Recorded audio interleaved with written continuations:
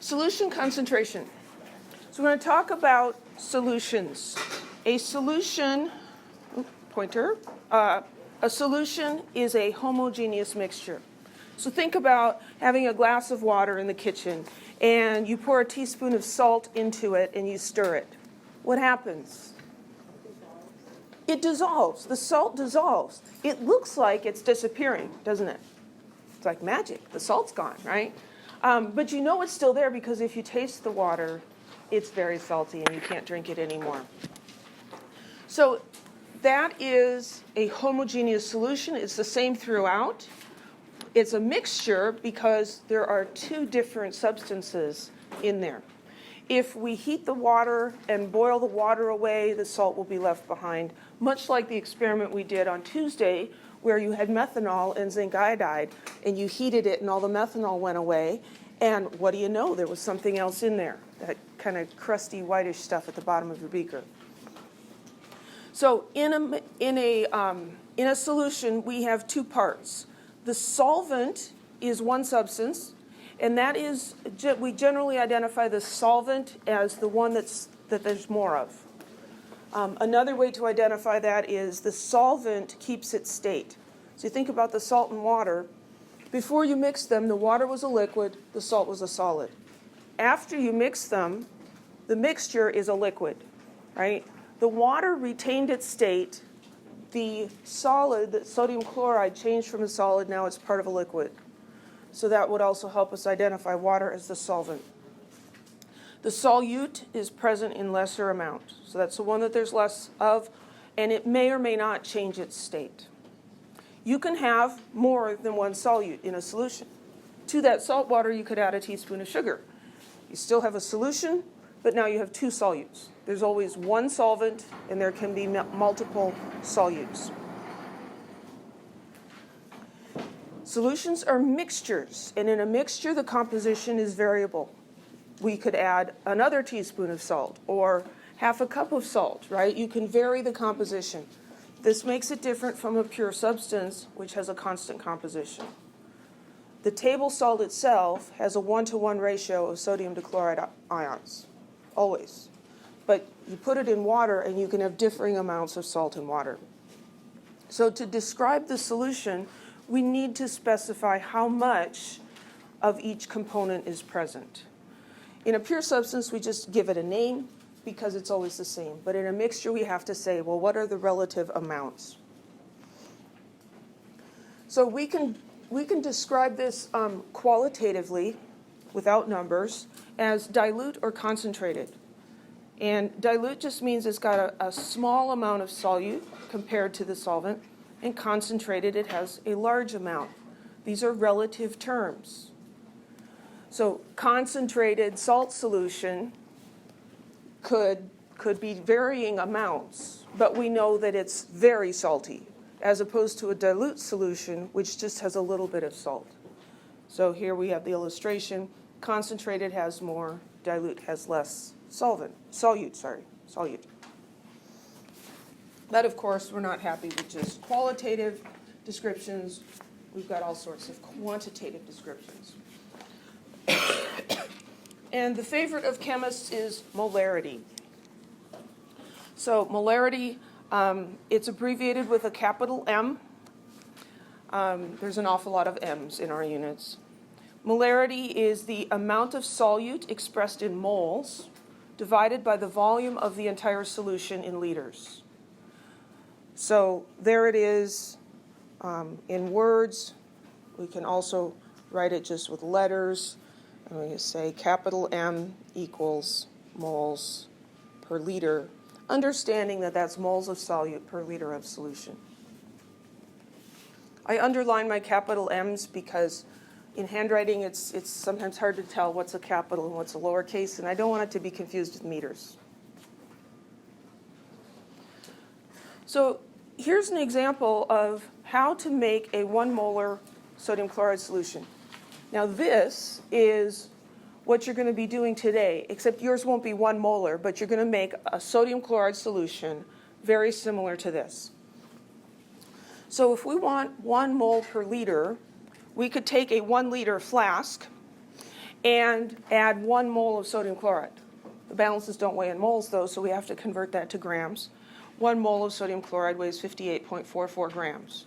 So you weigh that on the balance, and you transfer it into the volumetric flask. These flasks are designed to contain very precisely the amount of liquid specified. So there are 100 ml flasks and 250s and 500s, etc. So we put the sodium chloride in there. We're going to add water. It's deionized water.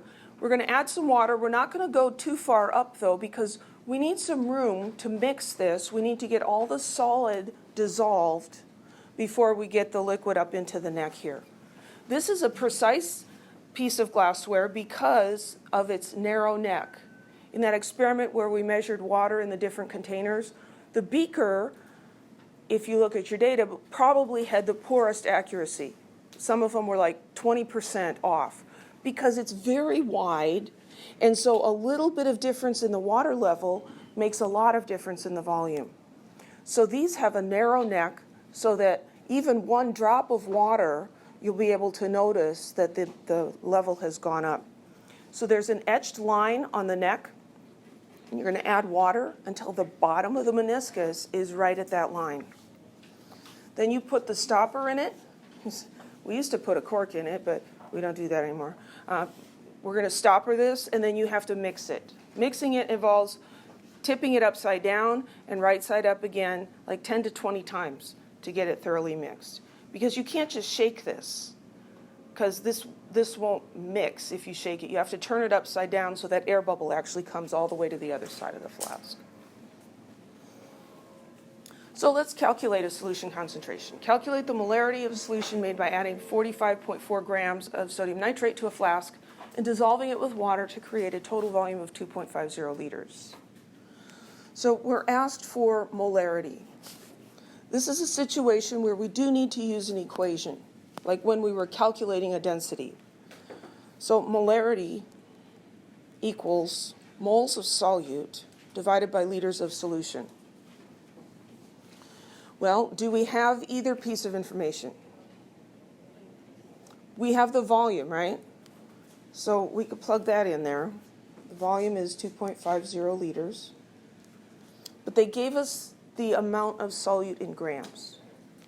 That's not a big problem. We can convert that, right? 45.4 grams of sodium nitrate. And we need to convert this to moles, because that's what the equation requires. What's the name of that conversion factor? Molar mass. The molar mass. So we calculate the molar mass, we go to the periodic table, we've got 1 sodium, we've got 1 nitrogen, and we've got 3 oxygens.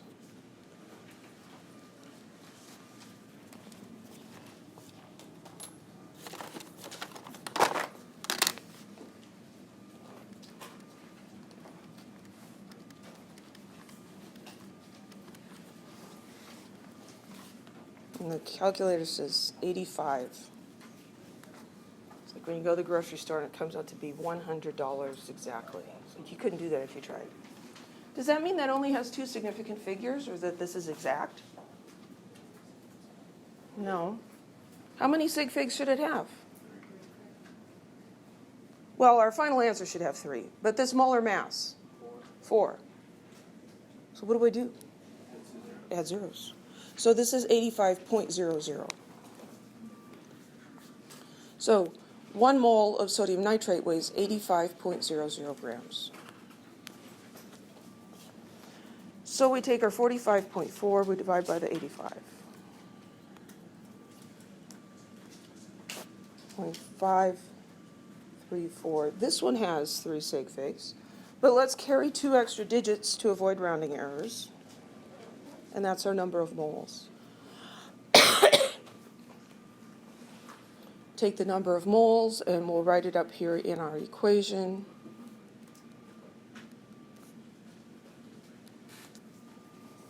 .53411 divided by 2.5.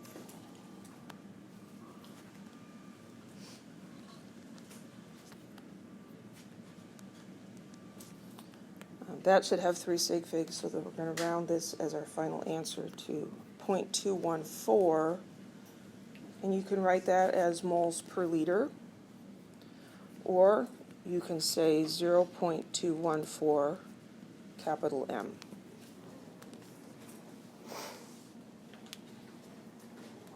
You may have noticed in the experiments we've done, some of the bottles, they'll say like 6M HCl. Well, that's 6 molar, 6 moles per liter. Any questions?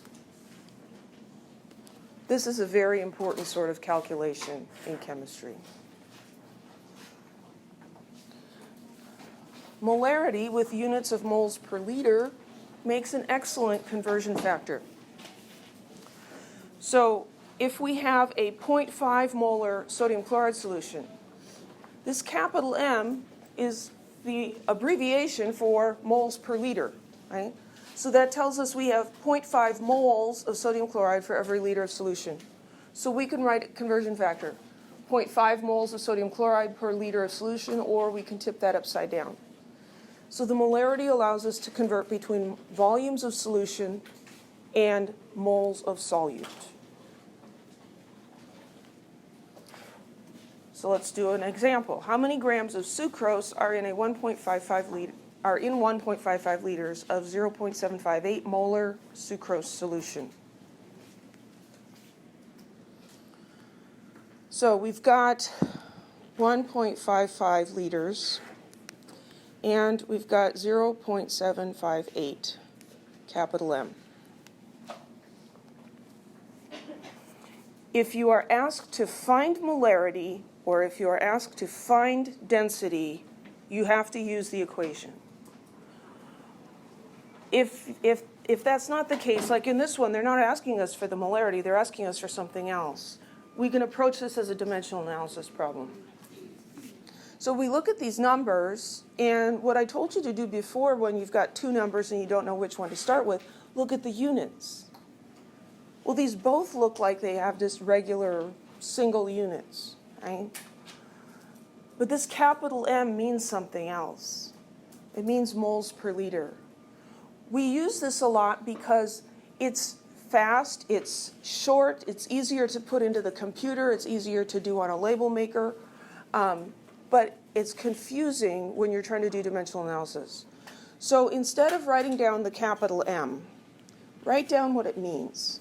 Moles over liters, and make that a vertical fraction so that you're clear that this is moles in the numerator, liters in the denominator. Now this looks like a conversion factor. So this is probably the number I'm going to start with, and I'm going to need this as a conversion factor somewhere. What am I trying to find out? Grams of sucrose. So grams of C12H22O11. So I'm going to start with liters, and I'm trying to get to grams of sucrose. So the molarity is moles of solute, in this case sucrose, per liter of solution. And we're starting here with liters of solution. So from liters of solution, I could use this molarity to get moles of sucrose.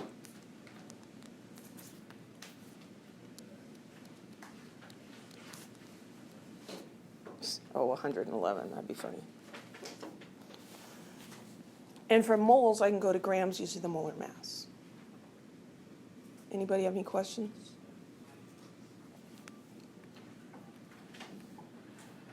So we've got the path figured out.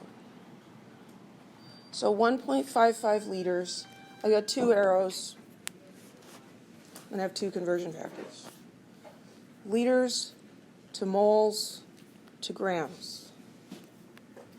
And then I'm going to put liters down here and moles down there. So the units work out. This is my conversion factor, the molarity here. This is 0.758 moles of sucrose per 1 liter of solution. So 0.758 moles to 1 liter. Then I need the molar mass, and I'm going to have to calculate that. So I've got 12 carbons and 22 hydrogens and 11 oxygens.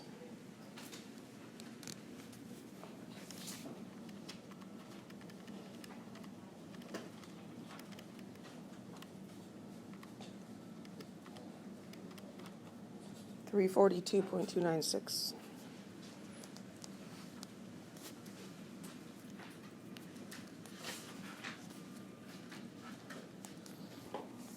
Now we should probably call that 4 sig figs. But those extra 2 digits, let's just carry them along. They're not too much work. So I plug that in here, 342.296 grams of sucrose per 1 mole.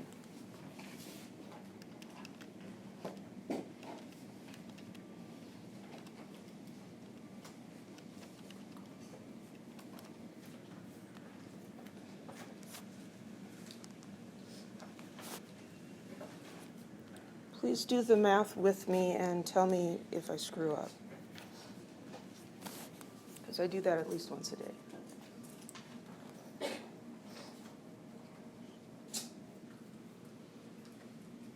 So, because we have underlined the wrong thing. We have 3 sig figs in the 1.55, so our answer can only have 3 sig figs. So we'd say this is 402 grams of sugar. Any questions? I taught you dimensional analysis, and now we've been going over new conversions. We learned the molar mass, we learned Avogadro's number, here's molarity, we learned ratios from the balanced chemical equation, and we're just putting all these little pieces together in dimensional analysis.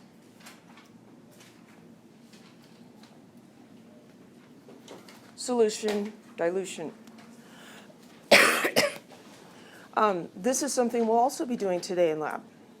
So we often store solutions in a concentrated form, much like, you go to the grocery store and you can buy concentrated frozen orange juice, right?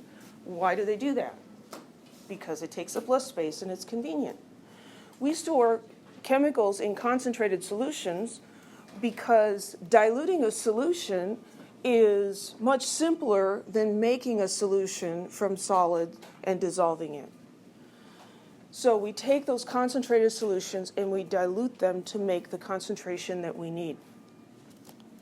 Just like when you're making orange juice from the frozen concentrate, when you add when you add water to the solution, it doesn't change the number of moles of solute. You think about putting that can of orange juice concentrate into a pitcher, and there's a certain amount of orange goodness in there, right? And then you add water to it. Are you changing the amount of orange goodness? No. You're just changing the overall volume. You're diluting it because in that concentrated form, it's really strong, right? And so you add water to it to make it easier to drink. You want to get it back to what it originally would have been. So the idea here for this calculation of what the new molarity will be depends on this concept that the moles of solute in solution 1 is equal to the moles of solute in solution 2. The number of moles don't change. The concentration changes, the volume changes, but the moles of solute stay the same. So we see that the concentration and volumes of the stock and diluted solutions are inversely proportional. If the concentration goes down, the volume goes up.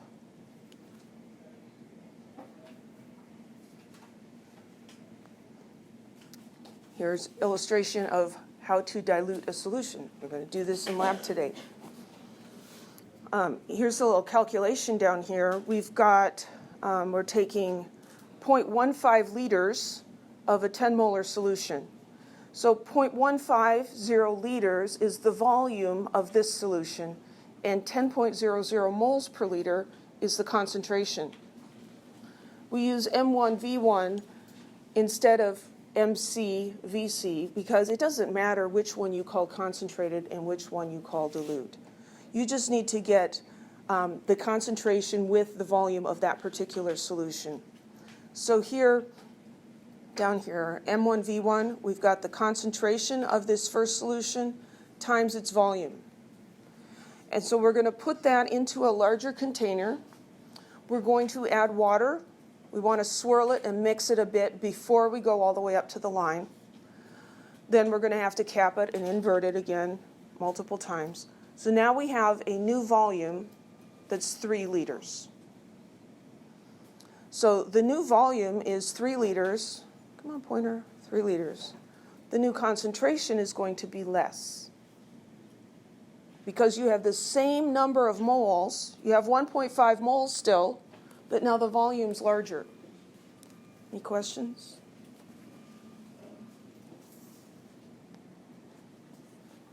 Let's do an example. To what volume in milliliters should you dilute 100 milliliters of a 5 molar calcium chloride solution to obtain 8.75 molar calcium chloride solution?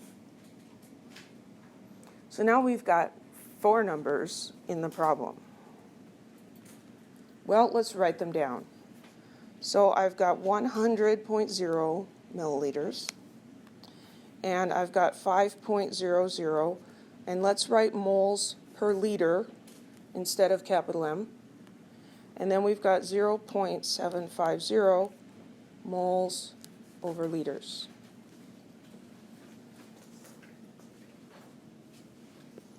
The word dilute here is a big clue that we need to use the dilution equation, which is M1V1 equals M2V2. We need to identify which molarities go together and which volumes go together, how things coordinate here. So we have 100 milliliters of 5 molar. Those two go together, right? Since it came first in the question, let's call that 1. So this is the volume of solution 1, 100 milliliters, and this is the molarity of solution 1. They gave us another molarity. That must be the other one, which we're calling 2. And what are they asking us to find? The second volume. They're saying, to what volume? So we're going to take 100 milliliters of this solution, and we're going to dilute it to make it less concentrated. And we need to know what size container should we do this in. We need to know the volume. So we want to know V2.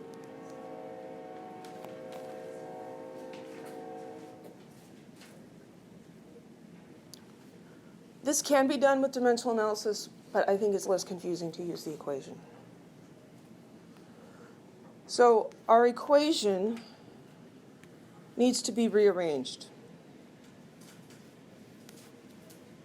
There is some algebra involved in chemistry, and there's just no way around it. If you have trouble rearranging equations, get help with that. I can help you. There's other people that could help you. So we know what M1, V1, and M2 are. We need to rearrange this and solve for V2. It really is better to rearrange the letters first and then plug the numbers in. So if I want V2 by itself, I'm going to divide both sides by M2. If I divide by M2, M2 over M2 is 1, and I get rid of it on that side. To keep this equal, I have to do exactly the same thing to both sides of the equation. And now it's rearranged, but it's backwards. So I'm going to copy it down. V2 equals M1 V1 over M2. So we can plug our numbers in.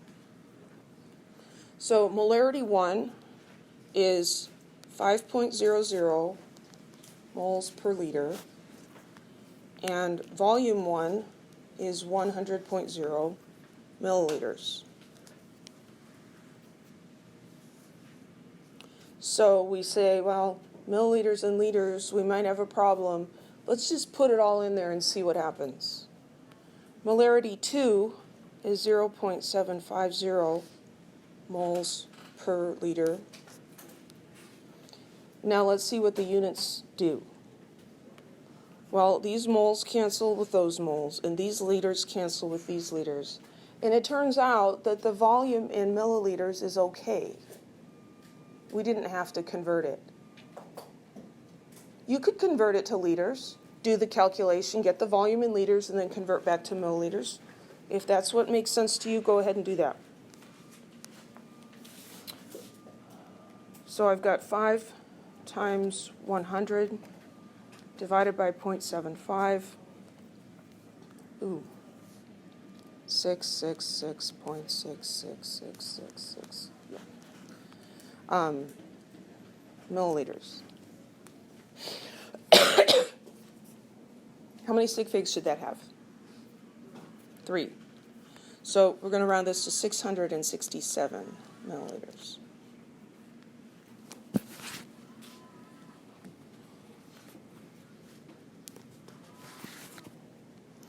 So we have a small volume of the concentrated solution. We have a larger volume of the dilute solution, just like making orange juice. The concentrated orange juice comes in a little can. After you dilute it, it takes up a whole pitcher. It got larger and less concentrated. Any questions?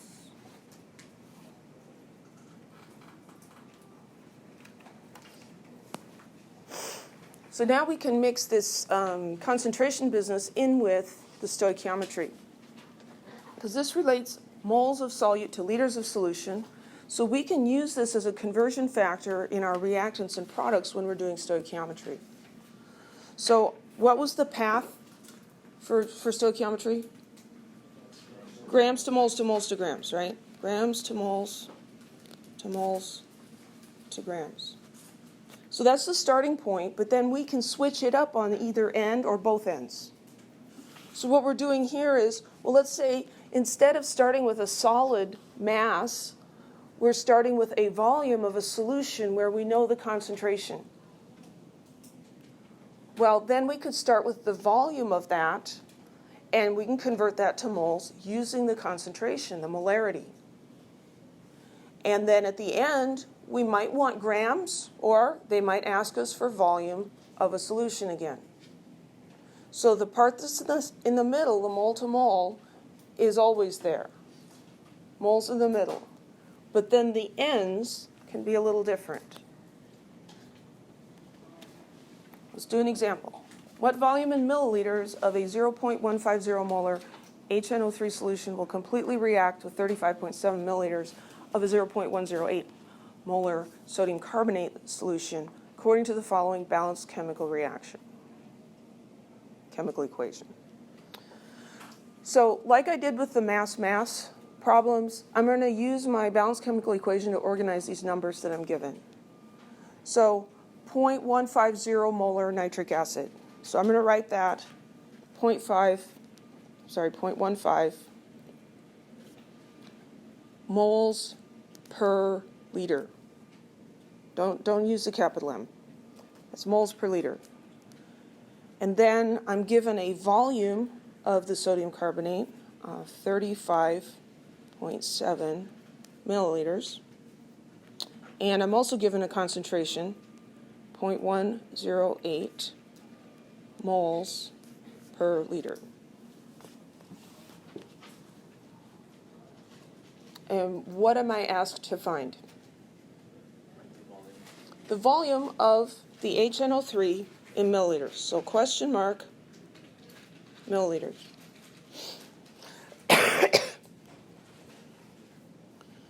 So I want to introduce you to the concept of a millimole.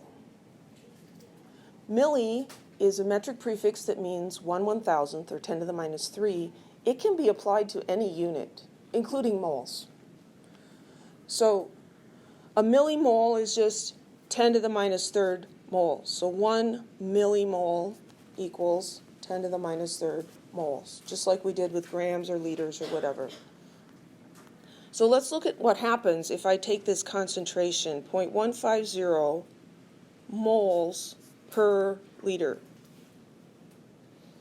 If I multiply the top and the bottom by the same number, does it change the relationship?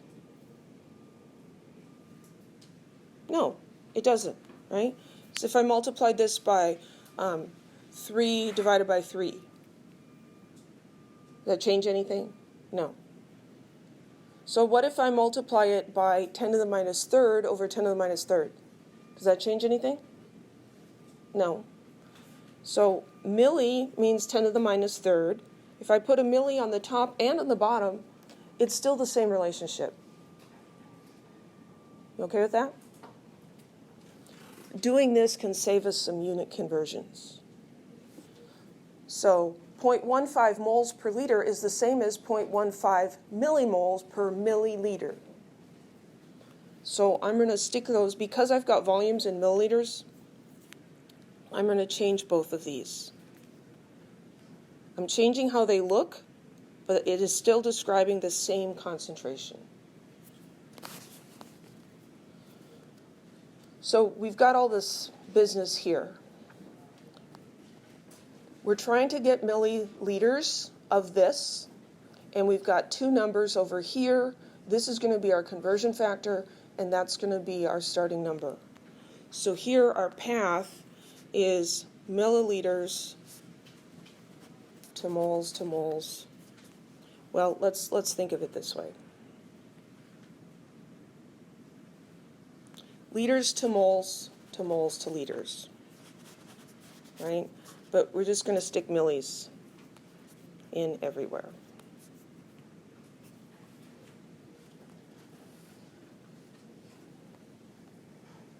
It's like, miniature Oreos. Anything is cute when you make it small, right? So these are the cute moles. Yeah? Why are we adding a millimole? I'm using millimoles so that I don't have to convert my volume to liters and then take the volume in liters that I get at the end and convert back.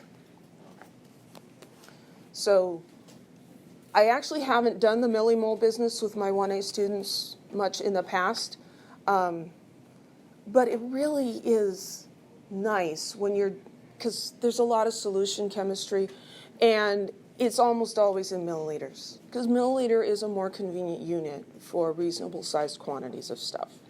And so this avoids all the conversions. So we'll see how it goes. So, yeah. So we could have done that on the previous example? Yes, we could. Yeah, we could.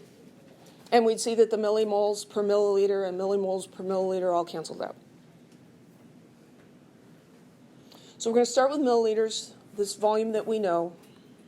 So I'm going to start with 35.7 milliliters of Na2CO3. Because we have substances reacting and changing, we have to identify milliliters of what. And so we're going to change this to millimoles of sodium carbonate. And then we're going to go to millimoles of HNO3. And then to milliliters of HNO3. So instead of grams, we're using a volume.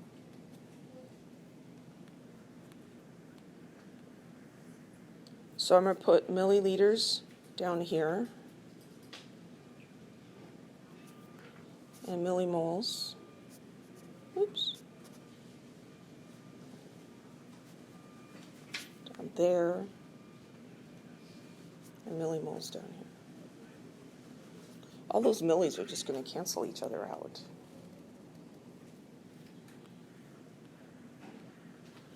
So milliliters cancel milliliters, millimoles cancel millimoles, millimoles cancel millimoles. So this ratio here in the middle comes from the balanced chemical equation. The equation says that 1 mole of sodium carbonate reacts with 2 moles of nitric acid. Well, if that's the case, then 1 millimole of sodium carbonate reacts with 2 millimoles of nitric acid. So 2 and 1. When we did the mass stoichiometry, at this point we had to go calculate molar masses, right? We don't have to do that because the molarity is given to us. So 0.108 millimoles per milliliter for the sodium carbonate. So here I've got millimoles on top, so that's where the number goes, 0.108 millimoles per 1 milliliter. And then at the other end, I've got 0.150 millimoles per milliliter for the nitric acid.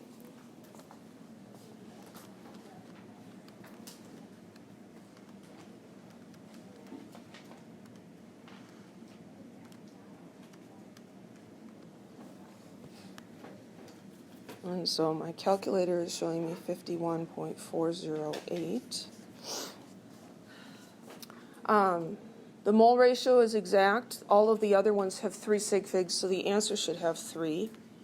So 51.4 milliliters.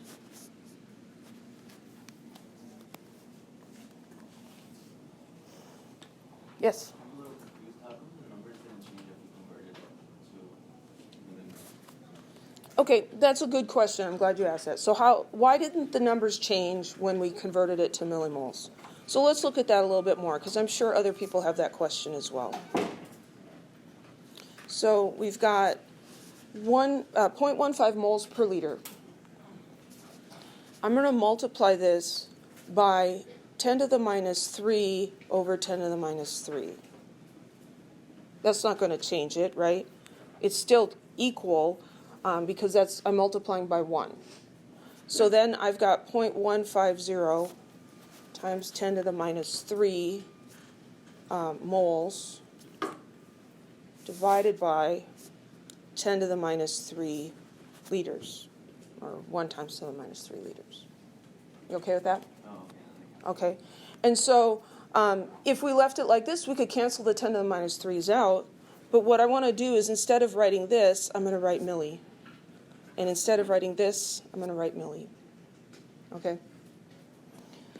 So once you see what's going on, it's a really easy way to avoid some other unit conversions. You can also just convert this to liters if you want. Just be careful, because students tend to remember moving the decimal point 3 places, but you get the direction wrong, right? People take 35.7 milliliters and tell me it's 35,700 liters. No. It's 0.0357 liters. So just watch out for that. Any other questions? I'm not going to require you to use millimoles.